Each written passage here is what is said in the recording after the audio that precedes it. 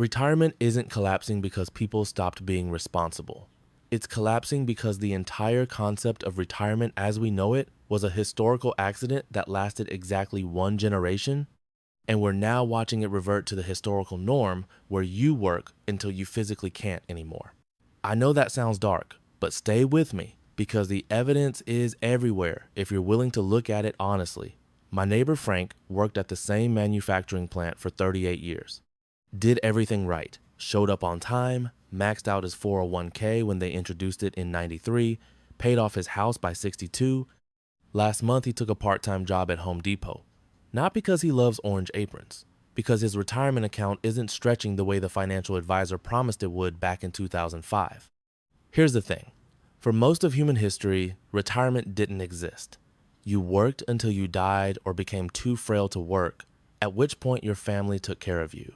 Then, for about 50 years, roughly from 1950 to 2000, a very specific set of economic conditions created this golden window where ordinary workers could actually stop working completely and live off accumulated wealth for decades. We called it retirement. We thought it was permanent. It wasn't. I'm going to walk you through exactly how the system worked, why it's disintegrating, and what that means for anyone who thought they'd spend their 70s on a golf course instead of behind a cash register. And I'm going to use one central metaphor to explain it. Think of retirement as a bridge. For one generation, that bridge was solid, well-maintained, built by employers, and guaranteed by institutions. Now imagine that same bridge, but every year someone removes a few more planks, and everyone's still walking across it, pretending it's as sturdy as it was in 1975.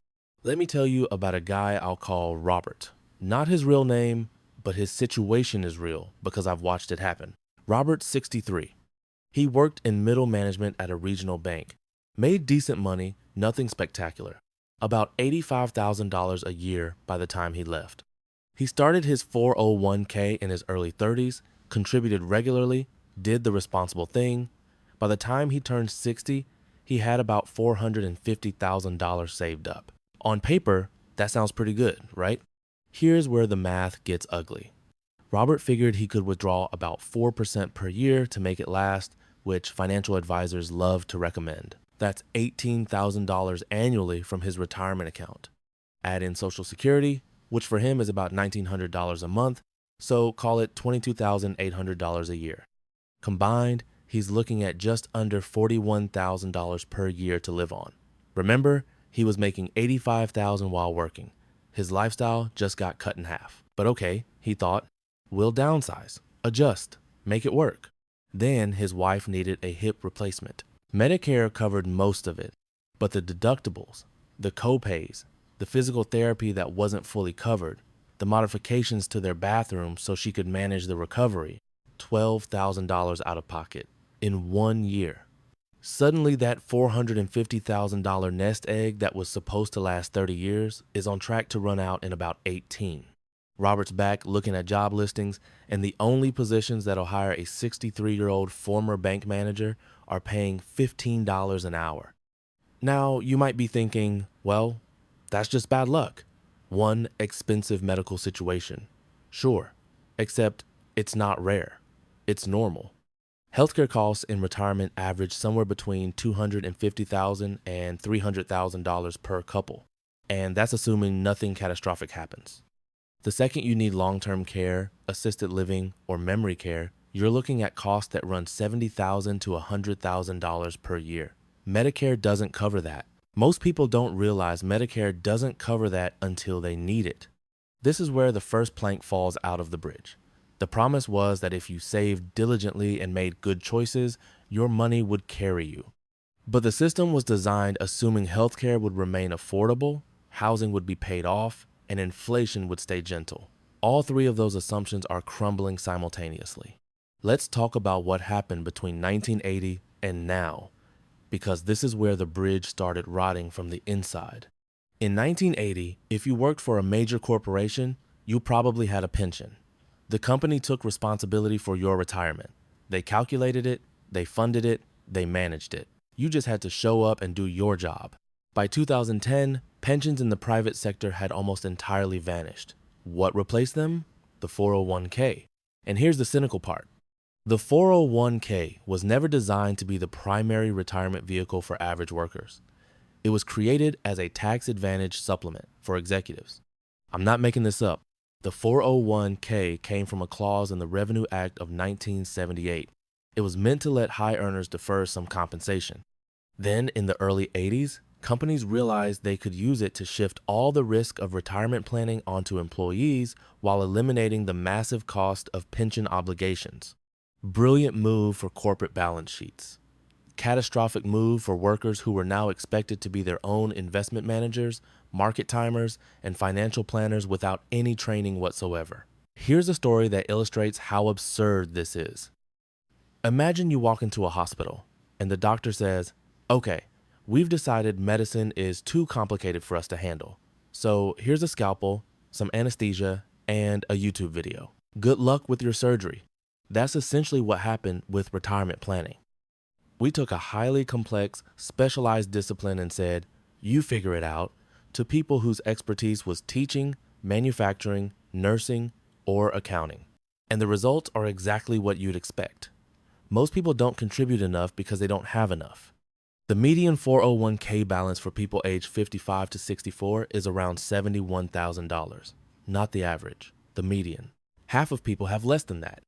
You cannot retire on $71,000 unless your plan is to live in your car and eat ramen for 20 years. But now you might be thinking, okay, sure, some people didn't save enough, but what about the ones who did? The ones who maxed out their contributions, who invested wisely, who have $1 million or more? They're fine, right? This is where it gets really interesting, because even they're discovering the math doesn't work the way it used to. $1 million sounds like a lot. In 1990, it was a lot. If you had $1 million in 1990 and withdrew 4% per year, that's $40,000. The median household income that year was about $29,000. You could live comfortably. Fast forward to today. $1 million withdrawing at 4% gives you $40,000 per year. The median household income is now about $75,000. Your purchasing power relative to the average American has been cut in half. Inflation isn't dramatic. It doesn't crash markets or make headlines. It just quietly erodes everything. I watched my parents plan their retirement in the 90s. They calculated they'd need about $800,000. They hit that number, they thought they'd made it. Now they're watching grocery bills that used to be $120 hit $240 for the same items. Insurance premiums that were manageable doubled. Property taxes on their paid-off house keep climbing. Their $800,000 is still $800,000 on paper, but it buys maybe half what they expected. Here's the second plank falling out. The bridge assumed stability. It assumed that prices would rise gently, predictably, manageably. But we've had 3 major economic disruptions in the last 25 years. The dot-com crash in 2000, the financial crisis in 2008, the pandemic chaos of 2020 through 2022, each one hammered retirement accounts. And here's the vicious part. If you retired in 2008 and had to start withdrawing money while the market was down 30 to 40%, your account never fully recovered. Even when the market bounced back, you'd already sold shares at the bottom to cover living expenses. That's called sequence of returns risk, and it's a retirement killer that almost nobody talks about. I know a woman, I'll call her Patricia, who retired in January of 2008 with about $900,000. By March of 2009, that account was worth around $500,000. She had to keep withdrawing money to live, so she was selling beaten down assets at the worst possible time. Even though the market eventually recovered, her account never got back to $900,000 because she'd permanently reduced her share count. She's 76 now. She works 3 days a week at a doctor's office doing medical billing. She's good at it, but she's also exhausted. Now you're asking yourself, what about Social Security? Isn't that the safety net? Yes, and it's holding up a weight it was never engineered to carry. Social Security was designed to supplement retirement income, not be retirement income.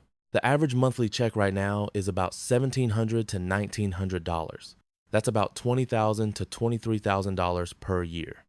Try living on that while covering rent, food, utilities, insurance, and healthcare. It's not enough, but for a shocking percentage of retirees, it's all they have. And here's the uncomfortable truth nobody wants to say out loud. If nothing changes, if Congress doesn't adjust the funding mechanisms, Social Security benefits are projected to get cut to about 75 to 80% of current payouts sometime in the next decade. Not eliminated, cut. That means your already insufficient $20,000 per year drops to $15,000 or $16,000. At that point, you're not retiring, you're managing poverty. This is the third plank falling out of the bridge. The safety net has holes in it, and the holes are getting bigger. Let's talk about one more thing that's breaking the system: housing. For the generation that retired in the 90s and 2000s, housing was the ace in the hole. Your mortgage was paid off by 65. Your monthly costs dropped dramatically. That freed up money for everything else. But look at what's happened to housing affordability. People who bought homes in the last 15 years are carrying mortgages well into their 60s. Millennials who finally scraped together down payments in their mid-30s are looking at payoff dates in their mid-60s if they're lucky. And renters, they're in even worse shape. Rent doesn't stop when you retire. It doesn't care that your income dropped by half. It keeps climbing. I've talked to people in their late 50s who rent and are genuinely terrified because they know their landlord can raise rent 10% next year and there's nothing they can do about it. Their Social Security and retirement withdrawals are fixed, but their housing cost is variable and rising. Here's a scenario that's becoming common. Two people in their early 70s, both worked their whole lives, both saved modestly, both thought they'd be okay. They're renting a 2-bedroom apartment for $1,800 a month. Combined, Social Security is about $3,600. Add in small retirement account withdrawals, maybe another $1,000 per month. They're at $4,600 monthly income, rent is $1,800, healthcare supplemental insurance, medications, co-pays, another $800, utilities, phone, internet, another $300, car insurance, gas, maintenance, another $400, food, another $600. That's $3,900 in fixed costs. They have $700 left for everything else: clothing, home repairs, emergencies, anything unexpected. One bad month and they're dipping into savings. Except their savings are already running down. This is the fourth plank. Housing used to be the stabilizer. Now it's another source of instability. So where does this leave us? I'll tell you where.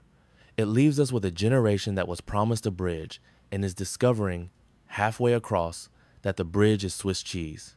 And it leaves younger generations watching this and drawing the obvious conclusion: if saving and planning didn't work for them, why would it work for us? This is where the psychology gets dangerous. When people believe the future is unattainable, they stop sacrificing for it. There's a term that's been floating around: doom spending. It sounds flippant, but it's a rational response to irrational conditions. If you genuinely believe that saving $500 a month won't result in a secure retirement, and you've watched your parents save and still struggle, why wouldn't you spend that money on something that brings you joy now? The incentive structure has broken down. And social media is gasoline on this fire. Every day you see people showcasing lives that look effortless, expensive, curated, travel, luxury, the soft life. Credit cards make it easy to close the gap between what you earn and what you want. Small monthly payments feel manageable until you're carrying $20,000 in debt at 19% interest. And suddenly you're not saving anything because you're just covering minimums. Here's the comedic tragedy of it. Financial advisors tell you to save early and let compound interest work its magic. And they're not wrong, except compound interest works both ways. Compound debt is just as powerful, and a shocking number of people are compounding in the wrong direction while being told they should be doing the opposite. Now, I'm not here to tell you it's hopeless, but I am here to tell you the old model is dead.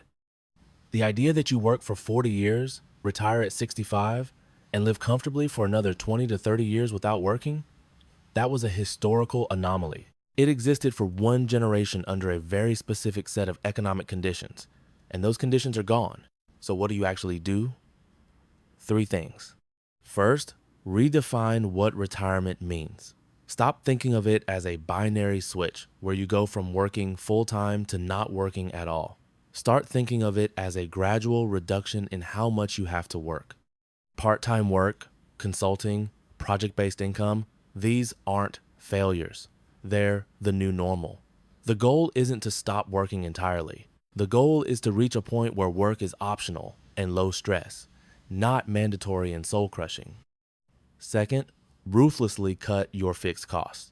Every fixed cost you have in retirement is a ticking time bomb because your income is fixed but costs aren't. If you're carrying a mortgage into your 60s, either pay it off early or downsize aggressively. If you're renting, start thinking now about how to lock in lower housing costs, whether that's moving to a lower cost area, buying something small, or exploring shared housing arrangements that sound weird now but won't sound weird when you're 75 and struggling. Third, assume healthcare will be more expensive than any projection you've seen, because it will be. If you're 50 or older and don't have a serious plan for healthcare costs, you're planning to fail. That might mean working longer to stay on employer insurance. That might mean looking into health savings accounts if you're eligible. That might mean accepting that long-term care insurance, which sounds like a scam when you're healthy, is actually one of the few ways to avoid financial catastrophe if you're not. The retirement crisis isn't coming. It's here. It's sitting in your neighbor's driveway in the form of a 72-year-old man delivering DoorDash orders because his savings ran out. It's in the voice of your friend who laughs and says she'll probably work until she dies because what else is she going to do? The bridge is broken. Stop pretending it's not.